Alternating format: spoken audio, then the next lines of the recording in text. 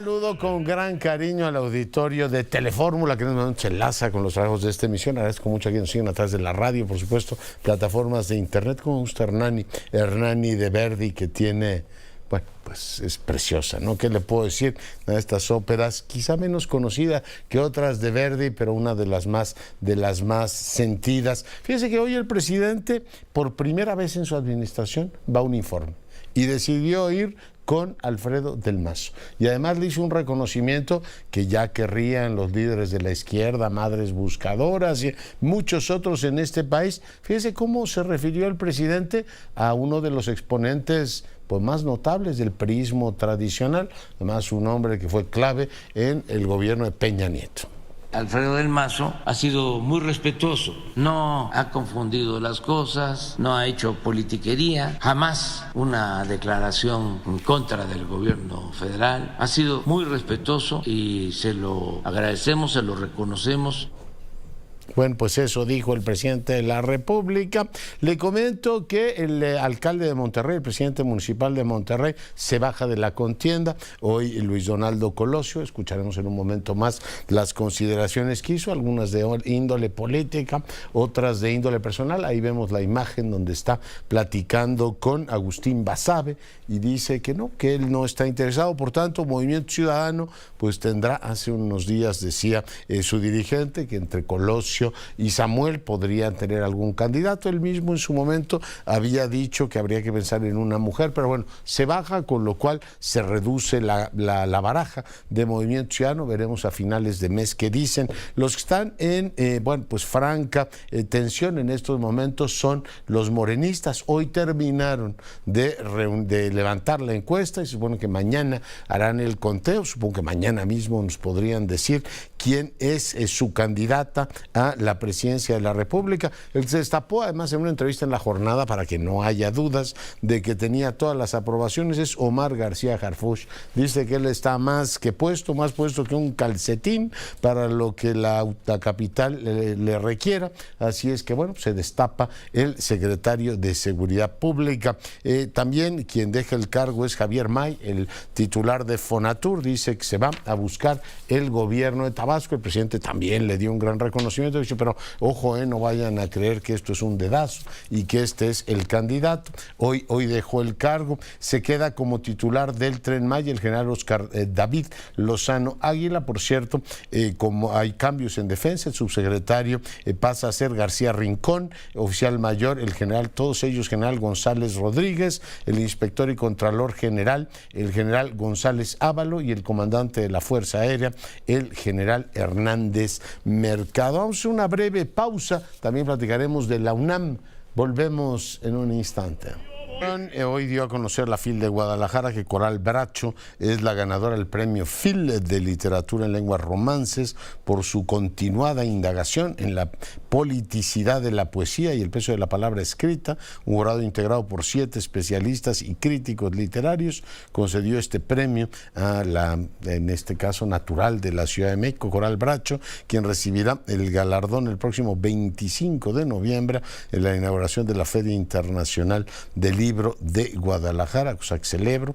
Le mando por supuesto una felicitación. Veo que pues ya la gente pregunta, oye, ¿y Pascal Guiñar va a ir a la FIL? Y la FIL de Guadalajara dice, claro, uno de los grandes escritores franceses. Le recuerdo que la Unión Europea será la invitada a la FIL de Guadalajara. Y bueno, pues ya está prácticamente armado lo que es el calendario, ¿no?, de grandes actividades. Usted sabe que más de 70 escritores se darán de la Unión Europea, se darán cita en Guadalajara. Tendremos un amplio programa artístico y literario.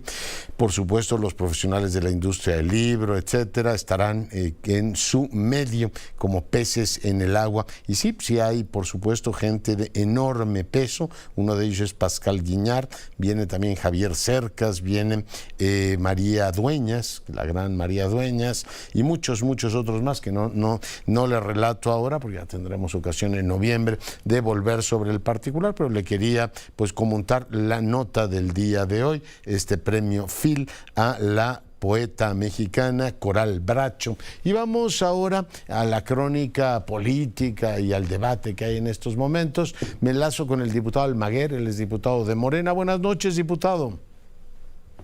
Doctor Curcio, buenas noches. Un saludo para toda la audiencia de Fórmula. Oiga, pues dos preguntas. Por un lado, ¿tiene usted noticias de cómo va el tema de las encuestas? ¿Ya las terminaron? ¿No? ¿A cuándo y a qué hora nos van a dar resultados mañana? ¿O van a dar resultados, a conocer a la nación los resultados de las mismas? Diputado. Bueno, el Consejo Nacional de Morena está convocado para el próximo 10 de septiembre a la 1 de la tarde.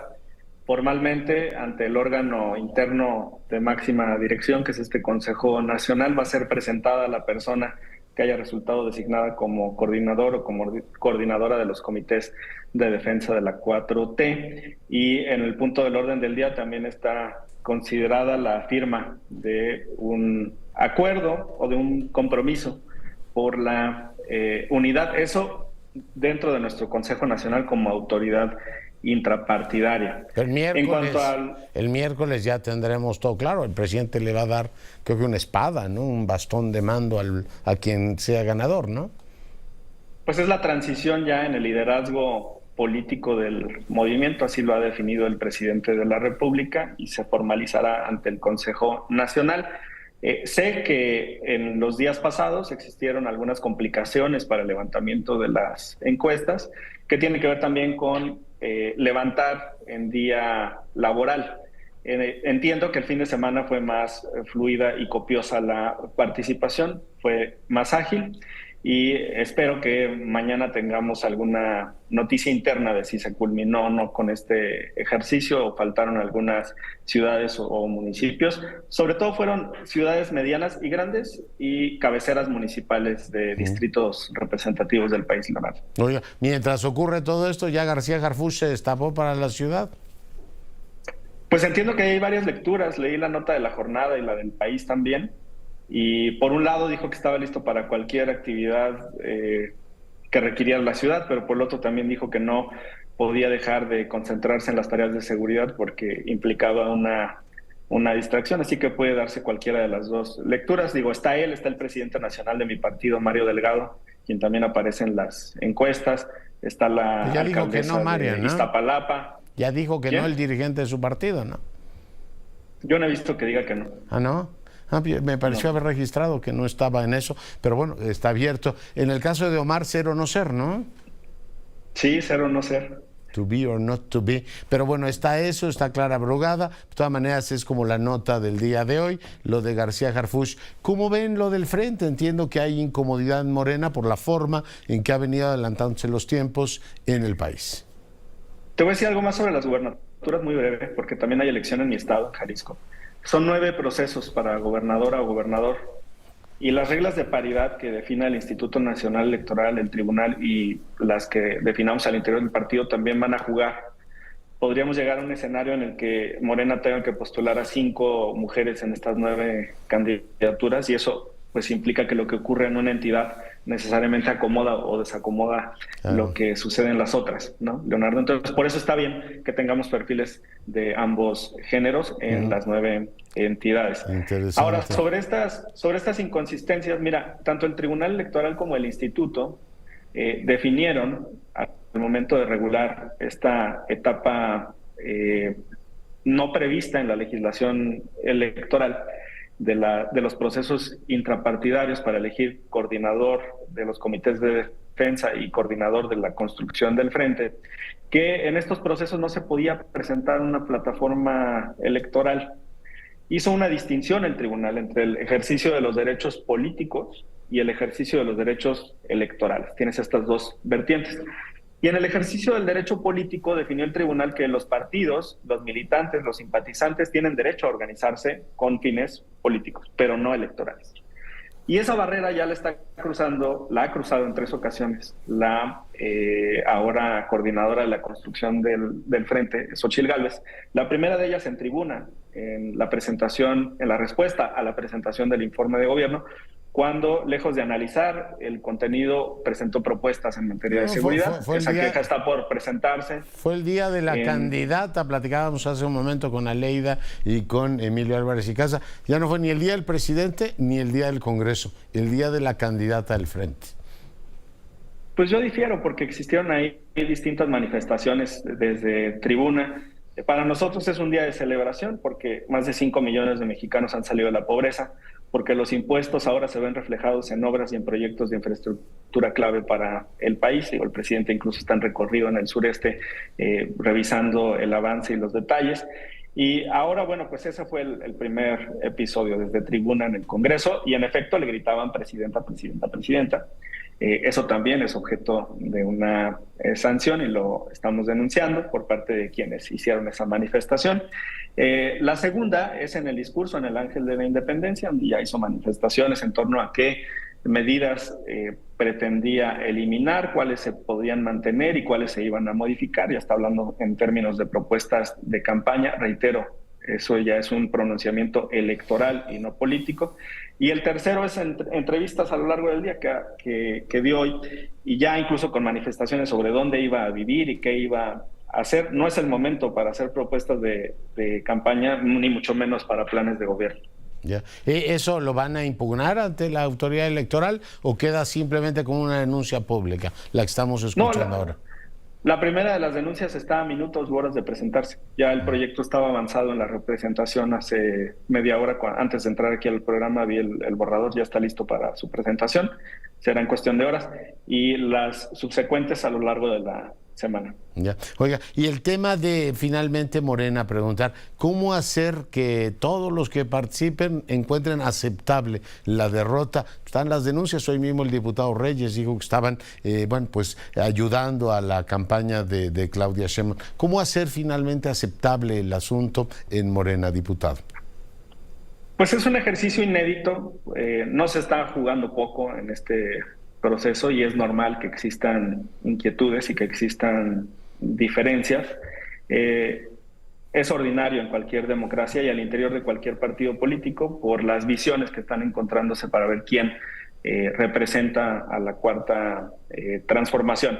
Esto se puede procesar ante las autoridades internas del partido, que ya reaccionaron, por ejemplo, en el caso de la Comisión de Encuestas, cuando el Comité Nacional atrajo esas facultades que inicialmente tenía la comisión, con el aplazamiento incluso de un día para el levantamiento. Esa también es una atención que se ha dado. Yo espero que las inquietudes queden satisfechas en las próximas horas. Y también considero importante el tiempo que existe para la operación cicatriz en cualquier escenario, que cualquiera de los aspirantes resulte designado, porque entre la fecha en la que se dará a conocer quién resultó ganador o ganadora de la encuesta y la fecha del Consejo Nacional, pues por lo menos existen 3 días para esa operación política interna en la que tendrá que participar el presidente del partido, del Consejo y los actores relevantes del movimiento. Y yo espero que todos permanezcan en este trabajo conjunto. Leonardo. Muy bien. Pues, diputado Almaguer, muchas gracias por el enlace. Gracias a ti, buenas noches, saludos a la audiencia. Gracias. Y bueno, pues ahí está el tema, ¿no? Omar García Harfuch. Entonces ya vamos a empezar a pensar en una boleta para la Ciudad de México, ¿no? García Harfuch en una esquina, Lía Limón o Santiago Taboada en la otra y Salomón Chertorivsky en la otra, ¿no? Es decir, vamos, por supuesto, va confeccionándose la boleta electoral. Ya platicaremos, por supuesto, del tema. Hoy platicábamos con la oficina de García Harfuch y no vamos a dar más entrevistas. No, con la que le dio a la jornada ya quedó clarísimo que allá en Palacio Nacional quien corresponde dijo: está bien, puedes correr. Por supuesto, estará sujeto, imagino, a la lectura de los resultados del miércoles, ¿no? A ver qué grado de inconformidad hay con la distancia que hay entre Claudia Sheinbaum y Marcelo Ebrard, si es aceptable para Marcelo Ebrard o para Adán Augusto, que también ha trascendido que hay inconformidades con la forma en que se ha procesado, y por supuesto a Ricardo Monreal, que va por la vida suponiendo, lo ha declarado en varias ocasiones, que la candidatura le podría tocar a él, ¿no? Entonces, depende de la necesidad de validación que tenga el presidente Morena y Alfonso Durazo con su proceso para ver cómo colocan o recolocan las distintas piezas y bueno, pues veremos cómo se configura la boleta. Además, una cosa interesante que decía el diputado Almaguer, tendrán que revisar por el número de candidaturas de varones y de mujeres en las entidades federativas y eso al final terminará reconfigurándose. Saludo a mi compañero Julio Juárez, él es investigador del CEICH de la UNAM. Mi querido Julio, ¿cómo estás? Encantado de saludarte, Leonardo, a ti y a tu auditorio, como siempre. Oye, a mí no deja de sorprenderme la vida política de este país, ver al presidente de la República, este presidente que se reputa como Madero, el hombre más atacado en los últimos años, fotografiarse con los vicepresidentes de Televisa, y hoy cuando habla de que los otros, los que gobernaban este país, están efectivamente nombrando a Xóchitl, él en estos momentos pues tiene palabras que digo yo ya quisieran los luchadores de la izquierda escuchar del presidente en favor de Del Mazo. ¿Cómo lees tú todas estas señales de los últimos días del jefe del Estado, Julio? Bueno, vivimos una temporada de ajustes y de acuerdos políticos que nos hacen recordar muy bien esas analogías del cambio y la continuidad del sistema político mexicano. Es decir, vemos estas sombras del viejo presidencialismo mexicano en donde todo pasa por la presidencia de la República, las decisiones importantes en lo que va a suceder en su partido el miércoles, la definición de quién coordinará los esfuerzos, eventualmente, dicho de otra manera, pues quién se busca sea su seguidor, el seguidor de este proyecto, en un contexto que pues claramente ya está de lleno en un inicio del proceso electoral 2024. Entonces, tenemos un presidente pues que nos ha acostumbrado a que es el fiel de la balanza, como era el viejo adagio del priismo cuando estaba y gozaba de este poder totalitario, y hoy parecería que nuevamente él esperaría que pues todo cruzara por su escritorio y que él pudiera ser un factor de decisión, cuando me parece que en realidad el país ya no funciona de la misma manera, al menos no en los hechos. Y veo un presidente cada vez más comprometido con muchas de las facciones que al interior de Morena pues van a intentar subsanar pues algunos la esperan con ansias, otros la buscarían evitar, otros la han minimizado, pero pues claramente la definición del miércoles va a generar un cisma al interior del partido y eso pues puede tener dos resultados, básicamente fortalecer y conformar una unidad, tener certeza. Pero tú que Julio, que eres experto en semiótica, en símbolos, el CCE recibe a Claudia Sheinbaum prácticamente con un modelo soviético, bueno, no soviético, pero con todas las, casi imperial. Luego el presidente se retrata y a carcajada limpia con todo el poder económico y el vicepresidente de Televisa en su tren. Y ahora pues va a agradecerle al gobernador del Estado de México que le haya entregado la plaza, mi querido Julio. Pues es parte de esta vieja rutina. Antes, ¿te acuerdas que eran los presidentes de los sectores sindicalista, empresarial, que se reunían, se acercaban al presidente? Hoy me parece que esta arenga, cerrar filas nuevamente, pues es parte de este viejo condicionamiento del poder político en México, en donde el presidente de la República convoca y busca alinear aquellos intereses que deberían desplegarse a su propia agenda. Es muy difícil, Leonardo, pensar que el nombre de Claudia Sheinbaum no va a ser el seleccionado el próximo miércoles, y no me quiero convertir en futurista ni en... ¿Tú también quieres apostar? Yo también quiero apostar, porque creo que voy a ganar esa apuesta. Y sería muy difícil imaginar, eso sí, cuál va a ser la reacción de los demás jugadores respecto a una definición que pues el presidente nos ha dejado claro una y otra vez, que Claudia es la preferida para que dé continuidad a este proyecto político, y sobre todo me parece que es la que le garantiza en su propia lectura del juego político pues una mayor fidelidad, alguien que no le va a dar la espalda cuando él requiera de su apoyo, como siempre en situación de debilidad que caracteriza la pérdida de poder. Muy bien. Pues Julio, te mando un gran abrazo y estaremos platicando próximamente. Encantado como siempre, un abrazo de vuelta. Y ya tengo 13 registrados para la UNAM: Alberto Vital, quien fuera coordinador de Humanidades; Ambrosio Velasco, que fuera director de la facultad; Fajardo Dol, la Facultad de Filosofía y Letras, ¿se entiende? Le decimos la facultad, pero hay muchas. Fajardo Dol, yo soy director de la de Medicina, que tanto importa; la coordinadora de Humanidades, Guadalupe Valencia; Héctor Hernández Bringas, del CRIM; y Manuel Ordorica, que platicábamos la semana pasada con él; Susana Costa Torres; Leonardo Lomelí, el secretario general; Luis Álvarez y Casa, el secretario administrativo; Patricia Dávila, la titular de Desarrollo Institucional; el director de la Facultad de Derecho, Raúl Contreras. Muchos comentarios me llegaron de la entrevista que le hicimos hace unos días. Sergio Alcocer, fíjese, el doctor Sergio Alcocer, presidente de Comex, investigador de ingeniería, se registra; y William Lee, el coordinador de investigación científica. Salomón Chertorivsky, ¿cómo estás? Querido Leonardo, aquí estamos en un país convulso.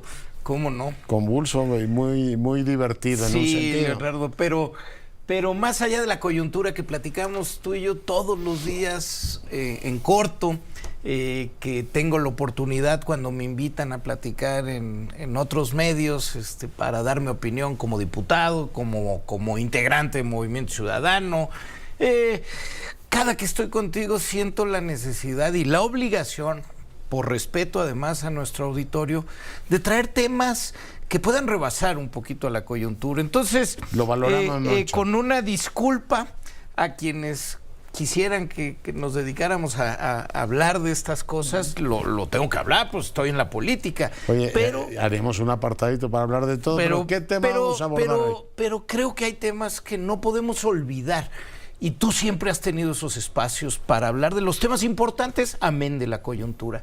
A ver, con la falta de trabajo serio desde la Secretaría de Salud Federal en casi todos los temas, con la desarticulación de los cuerpos directivos más profesionales en distintos temas de nuestro país, estamos viendo graves consecuencias. Hemos platicado las más obvias, pero hoy traigo a colación un asunto que me tiene realmente preocupado, Leonardo. Hemos descuidado también de manera muy profunda la vigilancia de la salud pública en cosas que son muy delicadas. Estamos viendo en el sureste, particularmente de nuestro país, un repunte de dengue, esta enfermedad transmitida por mosquito, el mismo mosquito que transmite la chikungunya, la zika, un repunte de 400% comparado con el año pasado. 7 de cada 10 casos están concentrados en Veracruz, Campeche, Quintana Roo, Oaxaca, Chiapas. Me llegan reportes de Morelos. Estamos viendo una gran concentración, muchísimos más casos de los que habíamos visto, y lo que podemos entender, una vez que me di a la tarea de hablar con muchos de los encargados de estos temas, es la falta del trabajo que hizo el gobierno federal apoyando a los gobiernos locales, que tienen la responsabilidad última de hacer su trabajo, pero necesitan los recursos, necesitan la guía desde principios de año para poder hacer la vigilancia entomológica, que es el seguimiento al mosquito. Se ponen estas ovitrampas en muchas zonas que pues tú a lo largo del tiempo vas sabiendo que son focos, ya sea de criaderos o de posibles espacios de reproducción. Estas ovitrampas generan, atraen al mosquito, entonces tú sabes dónde hay muchos mosquitos o dónde tienes que concentrar ese trabajo. Hay una vigilancia epidemiológica cuando vas viendo el registro de sospechosos, de casos, etcétera. Hay una promoción y educación constante. Cada año las zonas de mayor dengue saben que va a venir después, durante la época de lluvia, que tiene que haber una protección de todo este asunto para que cada quien desde sus hogares nos ayuden con el quitar los cacharros que pueden acumular agua estancada. En los panteones los gobiernos municipales tienen que quitar el agua de los floreros, vigilar que no se hayan hecho criaderos, etcétera, y por supuesto el control del vector en extenso, ¿no? Lo que tiene que ver con el herbicida y con las fumigaciones aéreas, con las motomochilas que van a fumigar en las zonas más propensas. Todo esto no se hizo con la intensidad, con el cuidado y con el presupuesto que requiere, y pues como no se hizo el trabajo preventivo, estamos viendo un crecimiento muy intenso, 400% el número de casos.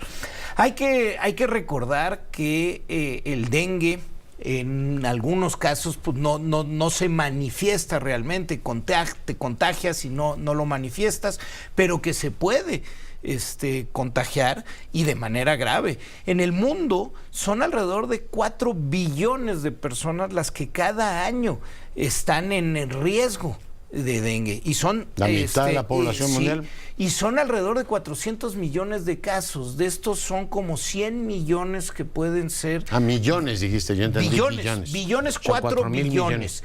Y 400 millones de personas que se infectan cada año. De esos 100 millones que pueden tener la enfermedad severa, y 40,000 fallecimientos, Leonardo. Y con el calentamiento global, esa enfermedad va subiendo a ciertas zonas. Bueno, y ahora leía, Salomón, también, si le puedes incluir ahí, el tema de las chinches, ¿no? Viste que fue nota de portada en el Washington Post. Bueno, es que ese tema es interesantísimo. El cambio climático trae patrones diferentes incluso de estos vectores. Por ejemplo, las enfermedades tropicales ahora las tienes en Nueva York. O en la Ciudad de México.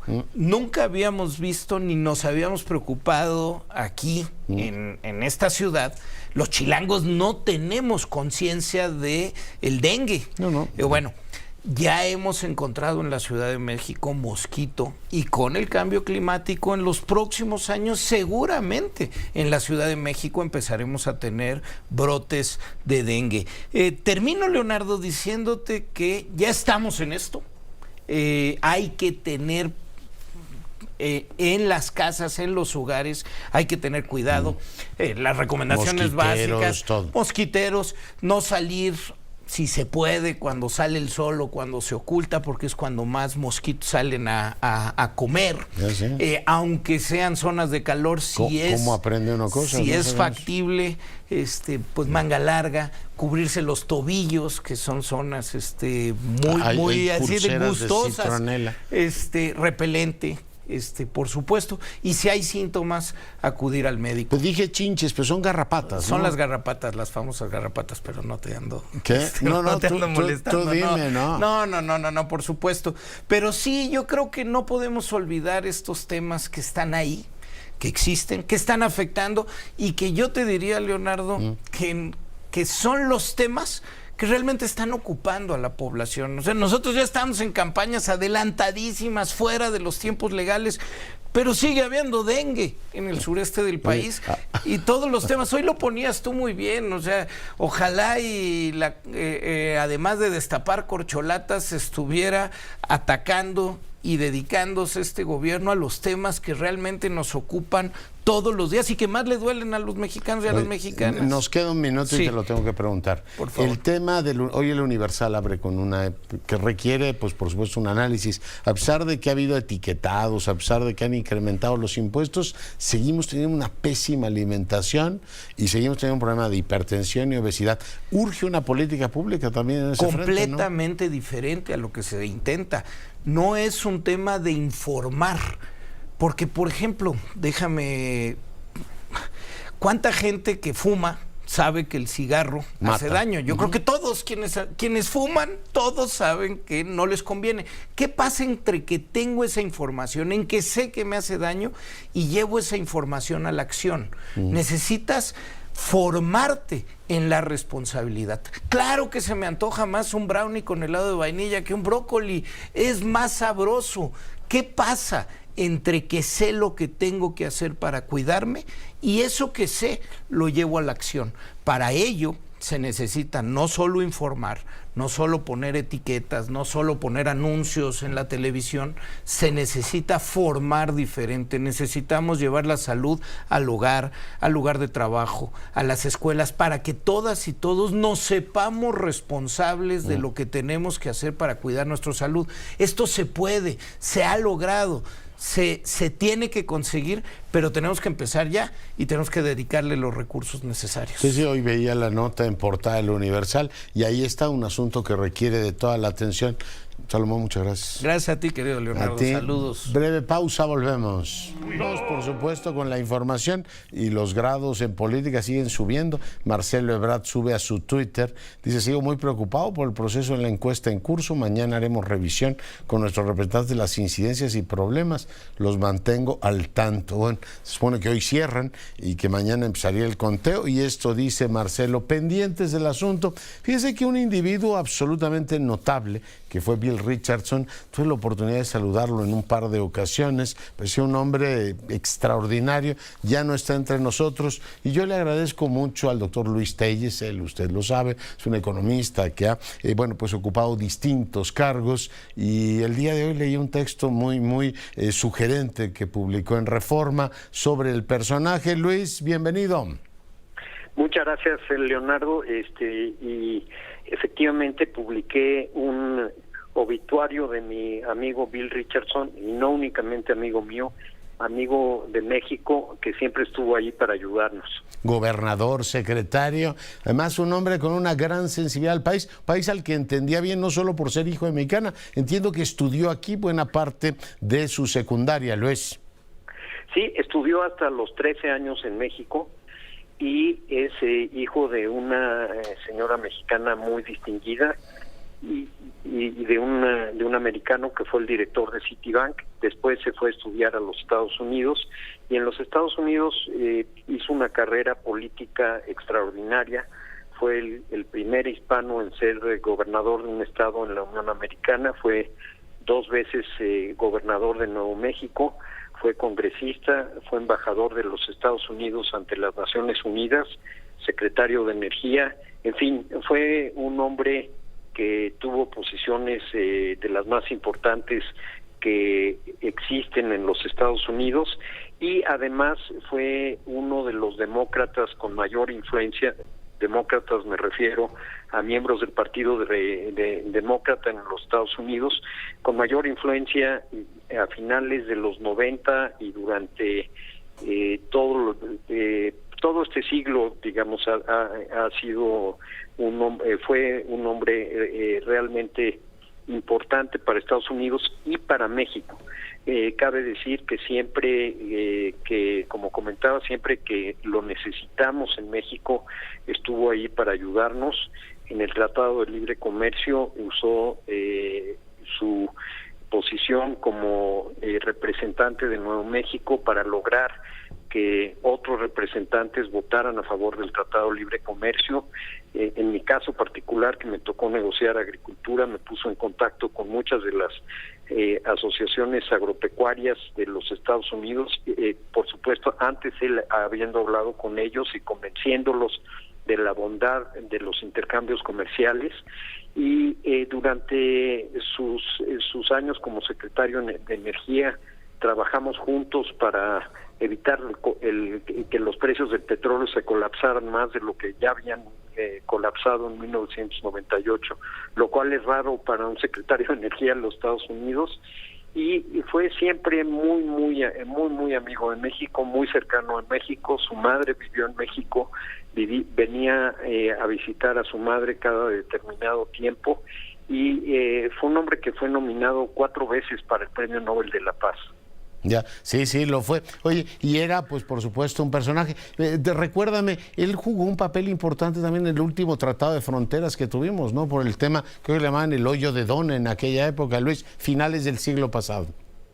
Sí, allí me tocó a mí representar a México. Tú eras secretario de Energía, ¿no? Yo era secretario de Energía, y junto con la secretaria Green, que extraño mucho, que en paz descanse, y por parte de los Estados Unidos fueron la secretaria Madeleine Albright y también mi gran amigo que falleció el fin de semana, el secretario Bill Richardson. Sí, sí, qué personajes, Madeleine Albright. Pero bueno, oye, preguntarte también cómo han cambiado los tiempos, ¿no? Decías, en aquella época los demócratas jugaron un papel de ratificación finalmente in extremis del Tratado de Libre Comercio, pero en aquella época ellos eran los más refractarios, ¿no? Ahora los republicanos se han ido a tesis completamente diferentes. ¿Cómo ha cambiado, digamos, la forma, la alineación de los actores políticos en Estados Unidos, Luis?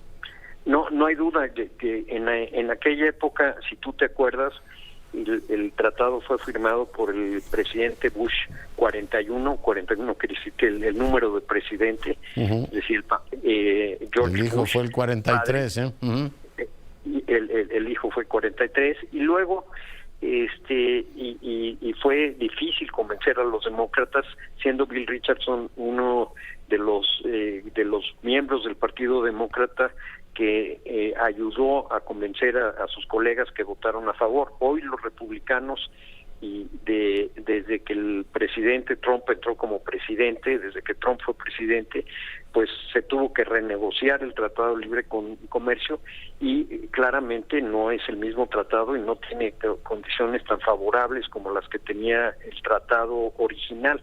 Las tiene, pero no tan favorables. Y yo diría que ha habido un cambio también en términos de la atención que los Estados Unidos le ponen a México. En aquella época nosotros éramos prioridad de política exterior número 1 para los Estados Unidos, y eso lo puedo constatar porque fui jefe de la oficina de la presidencia en un momento muy complejo cuando necesitamos un apoyo de $30,000 millones que nos otorgó el presidente Clinton para salvar a la economía mexicana. 94-95, ¿sí? 94-95, y claramente Richardson estuvo detrás apoyándonos en esos momentos tan complicados. Y una cosa, Leonardo, que era muy importante en aquel momento, no sé cómo sea ahora porque estoy alejado de la política del sector público totalmente, pero todos o la gran mayoría de los funcionarios públicos hacíamos una amistad y teníamos por lo menos una relación de respeto, una relación cercana con nuestros colegas americanos que servía mucho al país, pues en cualquier momento podíamos hablar con ellos directamente y resolver problemas que fueran surgiendo o trabajar en proyectos de largo alcance y de larga visión como el Tratado de Libre Comercio. Y había esta convicción de que siendo vecinos y teniendo problemas en común, era necesario tratar por todas las vías de encontrar soluciones en conjuntos, como a partir de la crisis del 2008 y por supuesto la emergencia de este nuevo populismo en los dos países, es mucho más fácil echar la culpa al otro lado y decir, ya veremos qué solución ponemos o no ponemos solución, como en materia de seguridad, decir, vamos a poner un muro y con eso arreglamos todo, que un muro es todo, menos una voluntad de arreglar entre vecinos un problema conjunto, Luis. Sin lugar a dudas, yo creo que la posición del gobierno americano y del Congreso americano ha cambiado radicalmente a lo que fueron. Yo diría, yo tuve la suerte, era yo muy jovencito, pero tuve la suerte de conocer al presidente. Sigue siendo muy joven, Luis. No, ya no, fue mi querido Leonardo. Pero tuve la suerte de conocer al presidente Bush 41, a Jim Baker, que fue su chief of staff, que fue del secretario de Estado, es decir, de Relaciones Exteriores, etcétera, a Mosbacher, que era el secretario de Comercio, a muchos personajes extraordinarios que hicieron posible el Tratado de Libre Comercio. Me faltó mencionar a Carla Hills, la negociadora comercial, y que querían establecer una relación más estrecha con México, y que esto se repitió igual con el presidente Clinton, el que jugó un papel extraordinario en ese primer periodo, primeros años, fue el secretario Bob Rubin, que fue el secretario del Tesoro, por supuesto Richardson, y también el primer secretario de Estado del presidente Clinton, y después Madeleine Albright. pero el primer secretario fue Warren Christopher. Warren Christopher. Pero todos tenían la visión, teníamos problemas, había que solucionarlos, y había que solucionarlos por el bien de los dos países, y no había esta confrontación que empezó con el presidente Trump, de en primer lugar insultar a los mexicanos de una forma francamente inaceptable, en no buscar un apoyo en los mexicanos y para los mexicanos, o en los estadounidenses y para los estadounidenses. Y claramente, como tú bien lo comentas, mi querido Leonardo, esta fraternidad entre los dos gobiernos que empezaba como todo en la vida, en las relaciones personales entre los funcionarios, entre dos personas, se ha perdido, y creo que lo tenemos que retomar. Sí, claro, porque entre dos tenemos que hacer todas estas cosas que hoy resultan absolutamente ineludibles. Digo yo que del espíritu de Houston y la formación de aquellos tratados, hoy pues tenemos un México que exporta, Luis, la friolera de $1,000 millones, ¿no? O sea, diarios. Estamos hablando de una cantidad de dinero. Lo que va del año hemos exportado $450,000 millones. O sea, en el giro de 30 años este país se convirtió en una potencia exportadora. Sin lugar a dudas, y mira, en Estados Unidos había muchos escépticos, curiosamente del lado demócrata, y quienes empujaron por Clinton, ¿no? Empezando por Clinton. Clinton no era tan escéptico, pero la campaña misma lo llevó a que se negociaran tratados paralelos. Si tú te acuerdas, se negoció un tratado paralelo en materia laboral y un tratado paralelo en materia ambiental. Sí. Y el último día en el sector agropecuario, que es un sector muy difícil de negociar por varias cosas. La primera de ellas es que es un sector sumamente politizado. Segundo, es un sector en el que hay una intervención estatal muy fuerte, es decir, hay subsidios, hay pagos a los productores en todas partes del mundo, en Europa, en Estados Unidos, Japón, en México. En todas partes, ¿sí? En todas partes. El último día hubo un intercambio de cartas paralelas entre Jaime Serra y Mickey Cantor, que Mickey Cantor era a la sazón el representante comercial de los Estados Unidos para el presidente Clinton, y el último día se cambiaron las cosas todavía por la presión de los demócratas en el Congreso. Entonces, en aquella época fueron los demócratas quienes se resistían, aunque el presidente Clinton apoyó muy fuerte. Y debo decir que en 1995 quien nos apoyó, curiosamente, fueron nuevamente los demócratas, y yo estuve en Washington mucho tiempo junto con Guillermo Ortiz y Miguel Mancera, al principio únicamente yo, porque no se había ratificado a Bob Rubin, y el presidente Clinton, después de un mes de negociaciones en las que Bill Richardson, hablaba yo con él una vez cada 2 días para pedirle consejo, el presidente Clinton nos apoyó con un paquete de $30,000 millones. Si ves hacia atrás y ves la actuación del gobierno americano primero ante abrirle al México una gran oportunidad que, como tú muy bien comentas, ha sido generadora de empleo y de riqueza y de bienestar para los mexicanos, y luego vemos crisis en la que los Estados Unidos nos apoyó en situaciones políticas y económicas muy complejas como la crisis del 95, pues estamos viviendo hoy un mundo muy distinto, y que yo espero que con la sabiduría de los gobernantes hacia adelante en ambos países esto pueda cambiar y podamos volver a una relación tan armónica como la que teníamos en aquellos años. De vecinos que cooperan y buscan soluciones conjuntas. Doctor Telles, no sabes cuánto te agradezco que el día de hoy hayas conversado con nosotros. Recordamos siempre ese gran personaje que fue Bill Richardson. Te lo agradezco, Leonardo. Déjame nada más decir, Bill Richardson fue uno de los mejores amigos que ha tenido México en el Congreso, uno de los gobernadores que más ha apoyado a México, y una nota personal, uno de mis mejores amigos. Te lo agradezco mucho, Leonardo. Te mando un abrazo, Luis. Gracias por la entrevista. Bueno, pues ahí lo tiene, hablando de este personaje, Bill Richardson, que ya no está entre nosotros. Saludo a la doctora Marván, presidenta del Consejo Rector de Transparencia Mexicana. María, ¿cómo estás?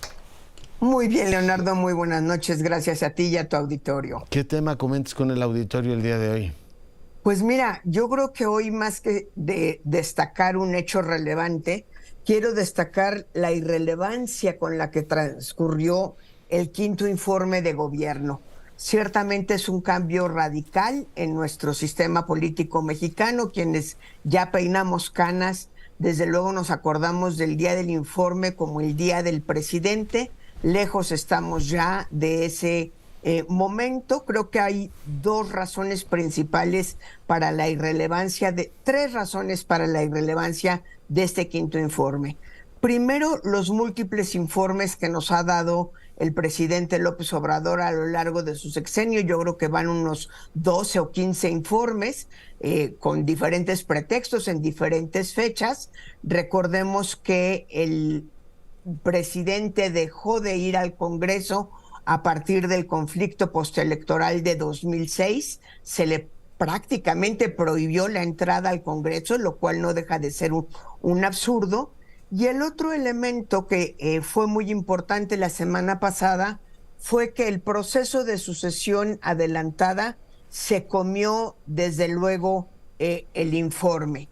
Para no hablar, por supuesto, de la presencia de Xóchitl en la sesión de inauguración del periodo legislativo, que prácticamente los morenistas, queriendo protestar, se salieron del Congreso, le dejaron el espacio libre a Xóchitl, y pues fue una nota muchísimo más relevante de lo que pudo haber sido lo que se dijo o no se dijo en el quinto informe desde Campeche. Pareceré un poco, pues que vivo de la añoranza, pues, pero yo creo que valdría la pena recuperar el espíritu republicano del informe. A lo mejor no esa ceremonia fatua de ser el día del presidente, pero sí la obligación del presidente de presentarse frente a los representantes de la voluntad popular, que son el Congreso, a rendir cuentas de lo que ha hecho o no ha hecho un determinado un gobierno.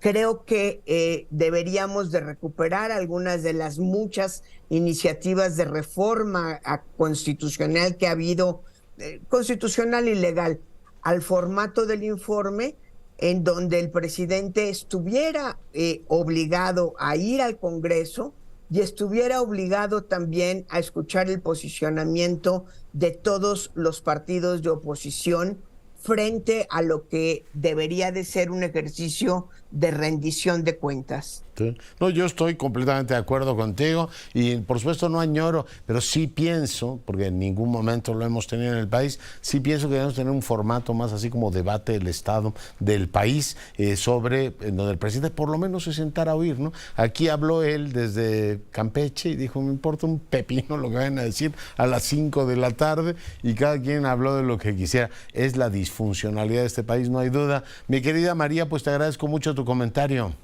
Muchísimas gracias, y tienes razón, no hay que añorar, hay que crear un ejercicio republicano de rendición de cuentas. Que el presidente vaya y debata con las fuerzas políticas. En fin, doctora, un gran abrazo. Con esto nos vamos, pendientes por supuesto del tema de Morena. Hoy tendrán que dar a conocer si terminaron de levantar la encuesta. Mañana supongo que darán a conocer a mediodía ya el resultado del ganador. Y vamos con esto, con este encendido del Zócalo capitalino, nos vamos, cuídese y sea rabiosamente feliz, se lo merece.